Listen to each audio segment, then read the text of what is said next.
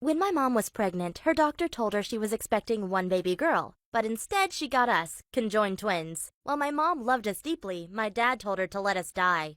He suggested to accidentally let us drop on the floor because no one would be suspicious of us dying anyway. When our mom refused, he said, "Well, at least give them up for adoption." But my mom wouldn't give in, so our dad broke up with her and left. Now imagine a single mom raising twins. It wasn't easy, but doctors offered her money so they could do experiments with us. The most cruel one was giving one of us electroshocks to see if the other one would feel the pain. Our mom didn't know what they were doing to us, but when we told her about it afterward, she promised us no more experiments.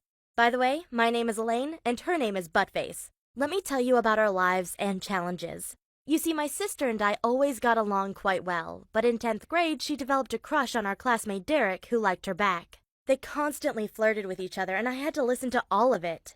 But Derek was one of the most boring guys in the world, so I told my sister she had to stop seeing him. Of course she was angry at me, but afterward we made a deal. We had to find a guy that we both loved. However, on our 21st birthday, we got approached by a Chinese lady. She said she was working for a rich businessman who wanted us to come to China. I said, "For what?" And she responded, "My boss really likes the way you two look, and he will pay you a lot of money." "How much?" I asked. And she laid a briefcase on the table. When she opened it, we saw lots of money, and she said, "He will pay you $1 million in cash if you're gonna stay with him for 6 months. We both looked at each other. This sounded kinda sketchy, but $1 million was a lot of money, so I asked her to show us a photo of him. The guy was already in his 50s and a bit fat, but he looked very friendly, so we both agreed on flying to China to meet him.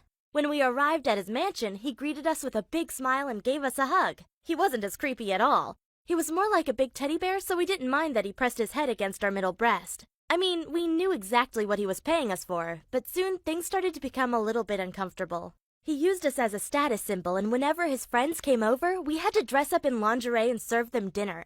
His friends would always be in awe and then laugh at us. Of course, it was quite uncomfortable to be half naked and stared at by a bunch of guys, but that was nothing compared to the shows we had to perform for them. But I don't want to go into that. Anyway, when we came back to the US, we bought ourselves an apartment and got a job at a bank. They even paid us 2 salaries, but what we really wanted was to get into a relationship. So we tried out the dating app Tinder. Most people didn't believe we were real, but Douglas did. We met him in a small park, and for the first time, both of us had great chemistry with the same guy. He was funny, charming, and good-looking. It only took 8 months for him to move into our apartment, but we quickly learned that he was manipulative and toxic.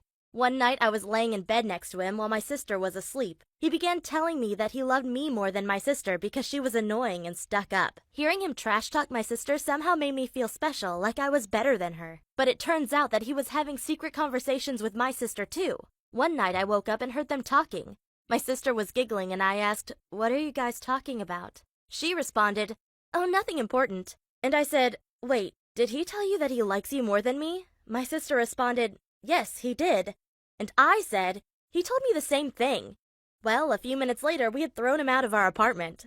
You see, being conjoined twins is like being married on steroids. Even though you are 2 different people, you're still the same person because even if my sister has a bad day, I will have a bad day too.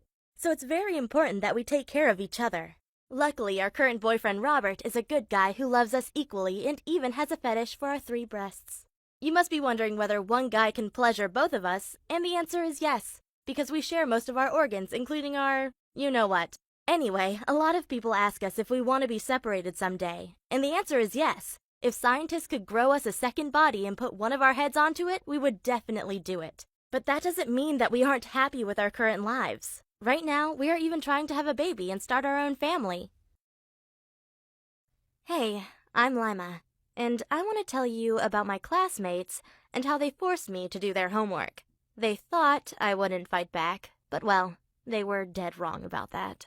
It all started when one of my classmates wrote me a message on Facebook that said, "Hey, wanna go with me and Sarah to a party tonight?" I responded with, "Of course," because I had never been to a party before, and I desperately wanted to be part of the cool kids. But then they wrote, "Okay, you can come pick us up with your car at 10 p.m.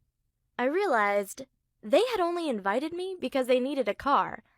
But I didn't really mind. I was just happy to have the chance to go to my first party ever. I spent at least 3 hours doing my makeup and finding the right outfit. After I had picked my 2 classmates up, We swung by the gas station to fill up the gas. I kinda hoped they would split the bill with me, because that would have been the decent thing to do, but instead they brought 24 beers to the cashier and said, "Sorry, Lima, we've forgotten our money at home. Do you mind paying for these?" Well, I didn't want to ruin the mood, so I just paid for the gas and the beer and kept quiet. But then it got worse. When we pulled up in front of the house party, they said, "Thanks for driving us here. See you on Monday." I said, "Wait, what? You don't want me to go with you to the party?" And then they said, "Oh, we didn't think you were that kind of girl, the type who likes to party and have fun." Then they just got out of my car without thanking me or even saying goodbye. I felt like a complete and utter loser. But I was so angry that I decided to go to the party on my own. Well, that turned out to be the worst mistake of my life. Because there, I drank alcohol for the first time. And then I found a bikini and some wardrobe, put it on, and told everyone at the party that I had a big crush on my classmate Ben. I even told them what I would do with him if he was my boyfriend. I said a lot of embarrassing stuff. But I was so out of it that I didn't notice my classmate filming it on her smartphone.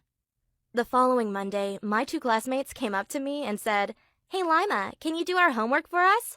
I was still angry at them and I told them, no chance on earth am I doing that. But then they said that if I didn't do their homework, they would show everyone the video they'd taken of me at the party, including my crush Ben. I couldn't believe it. I was so shocked that they'd have the audacity to film me, and now they were outright blackmailing me? In the end, I did their homework, even though it took me 3 hours. But then the next week, one of them came up to me again, and this time she said, "Okay, you have to help me tomorrow in our physics exam. If I don't pass, I will have to repeat the whole year, so I want you to write down the correct answers on a piece of paper and hide them under the bin inside the bathroom." I explained to her that I couldn't risk doing that because if I got caught, I would get an F on the exam and then I couldn't go to my dream university after high school. But instead of being considerate, she just gave me a wicked smile and said she could send the video to everyone in a matter of seconds.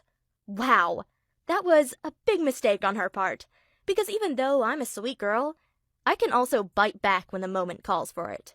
The same day, I went to the principal and told her about my classmates and how she was threatening me with a video she'd taken of me where I had embarrassed myself. In fact, I had recorded the conversation with my classmate on my cell phone where she'd been blackmailing me. When the principal heard the recording, she told me I had made the right decision by telling her, and then we made a plan. On the day of the exam, I wrote the complete wrong answers on the piece of paper. Then I asked my teacher if I could go to the bathroom, and that's when I left the answers under the bin. When my classmate went to the bathroom after me to pick up the piece of paper with the answers, my principal was hiding inside the toilet to catch her. Afterwards, she brought the girl into our classroom and said, "I just wanted to notify you all that I caught this girl cheating inside the bathroom. She won't be finishing the exam, that's for sure." For the rest of the exam, I was so nervous. I could barely focus. Had I done the right thing? Would my classmates show my embarrassing video to everyone? Well, that same day I went to the principal's office again, and she told me that my classmate had been suspended indefinitely from our school, and that her parents would make sure she deleted the video and didn't show it to anyone.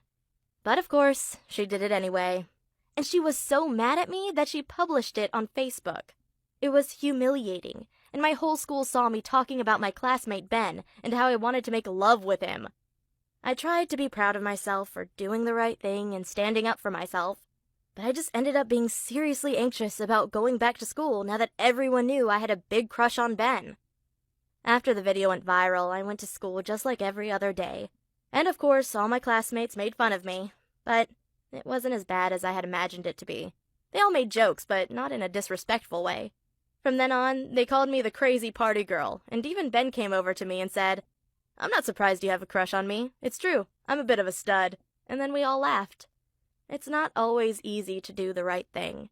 But at least I don't have to do anyone's homework anymore. And I now know that I can stand up for myself.